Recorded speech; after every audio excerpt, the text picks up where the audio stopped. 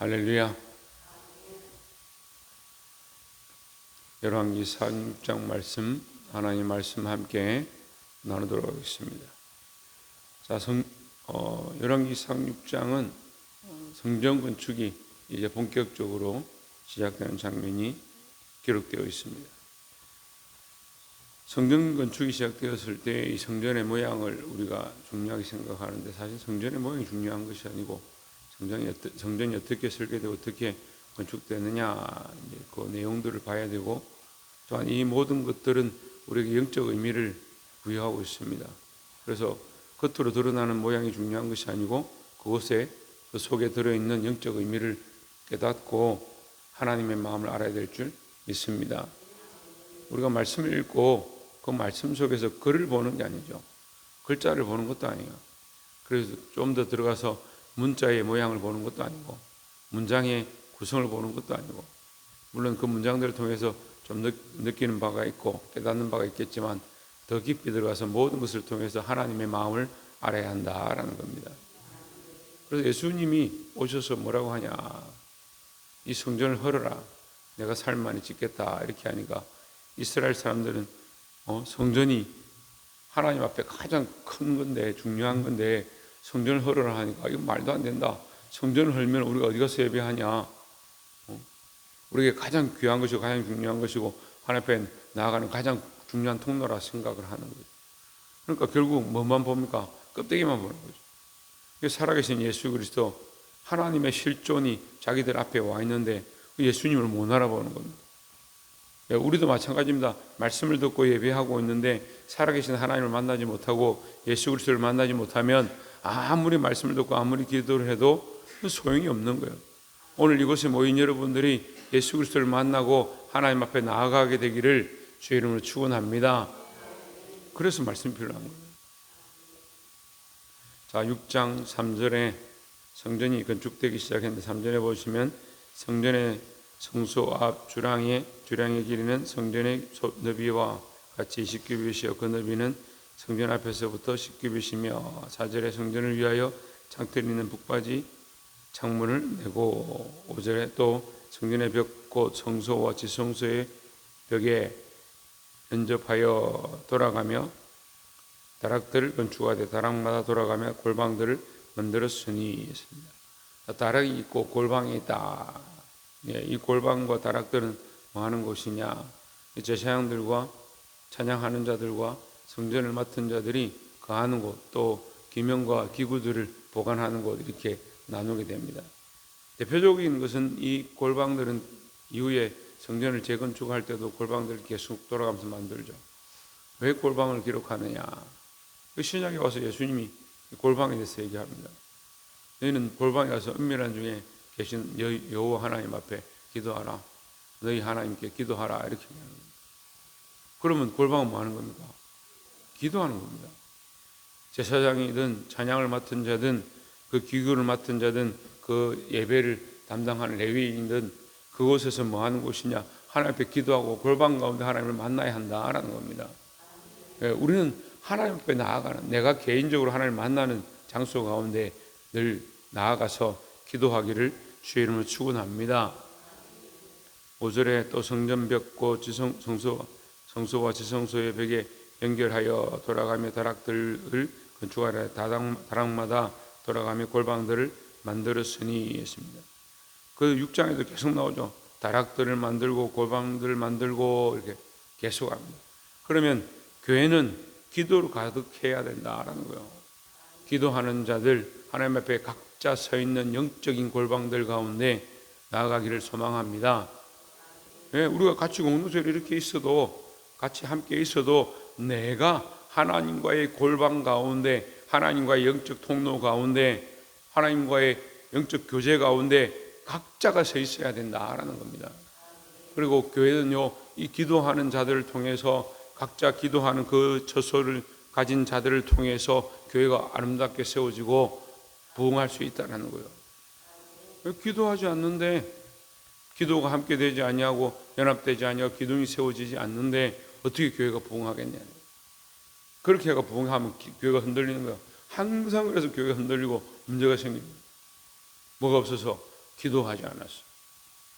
그러면 기도하는 영적 하나님과의 관계가 깊어지기를 주의 이름으로 축원합니다.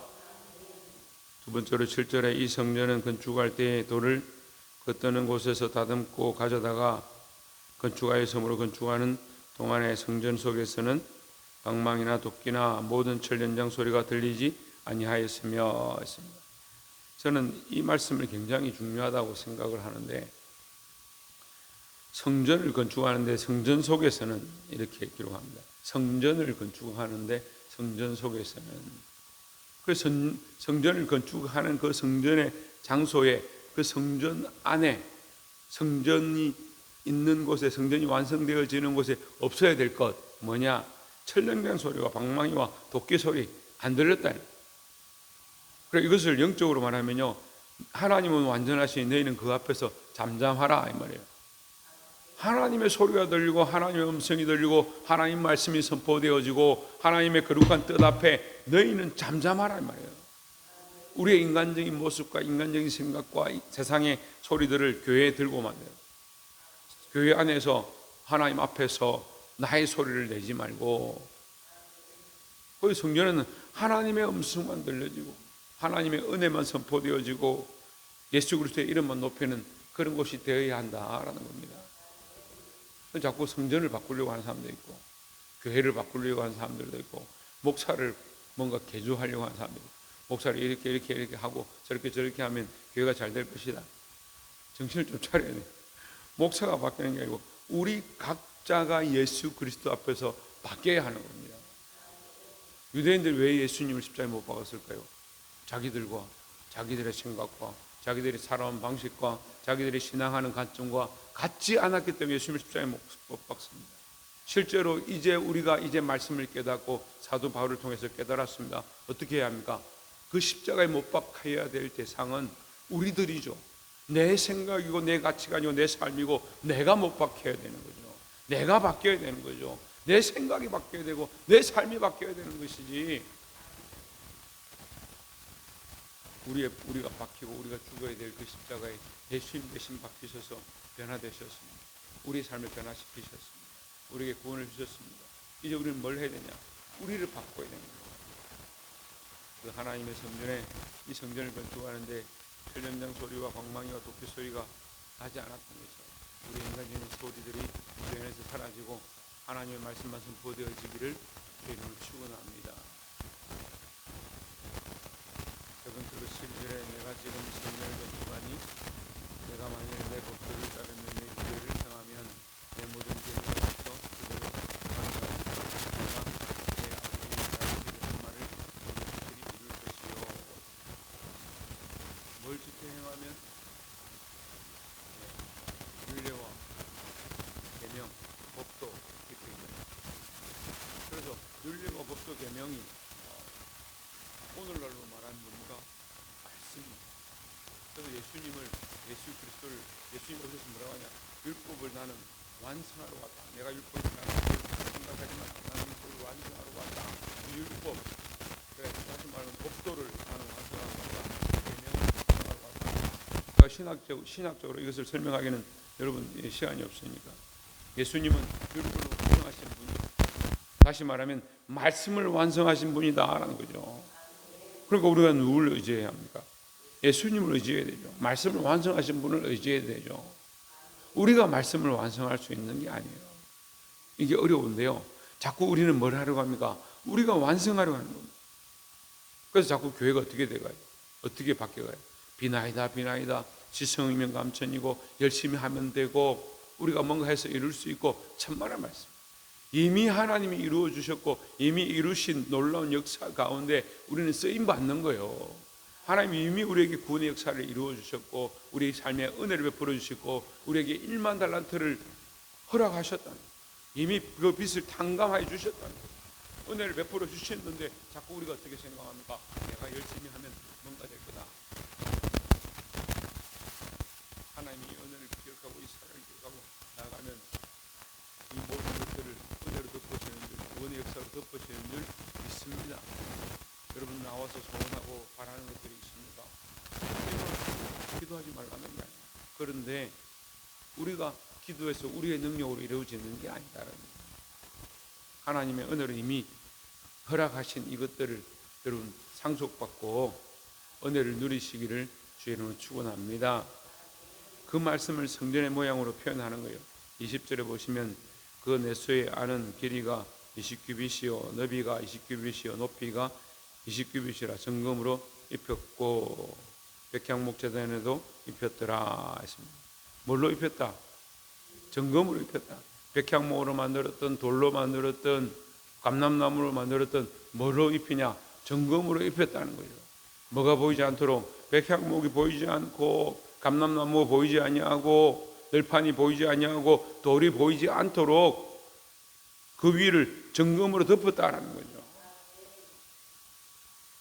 정금으로 덮음으로 뭐가 됐습니까? 완성되었다는 거예요. 그래서 율법이 완성되어지고 말씀이 완성되어졌다. 누구로? 예수 그리스도로 완성되어졌다는 거죠. 그래서 우리는 사실 하나님 앞에 나아갈 자격이 있느냐? 없습니다. 우리는 하나님 앞에 나아갈 자격이 없어요. 그런데 우리가 하나님 앞에 나왔습니다. 어떻게 나옵니까? 예수 그리스도로 덮었기 때문에 나오는 거예요. 그래서 이 정금은 예수 그리스도를 가리키고 있습니다. 몇 규빗으로 지었다, 어떻게 지었다, 설계한 대로 지었다, 식양대로 건축했다. 이 말은 뭘 말하냐? 말씀대로 지어졌다라는 것이고, 그 말씀이 완성되어질 때 뭐가 있다고요? 정금이 있다.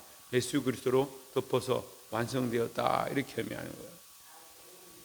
그러니까 정금이 예수 그리스도를 가리키는 거죠. 21절에 솔로몬이 정금으로 외소 안에 입히고 내소 앞에 금사슬로 건너지르고 내소를 금으로 입히고 22절에 온 성전을 금으로 입히기를 마치고 내소에 속한 제단의 전부를 금으로 입혔더라 했습니다.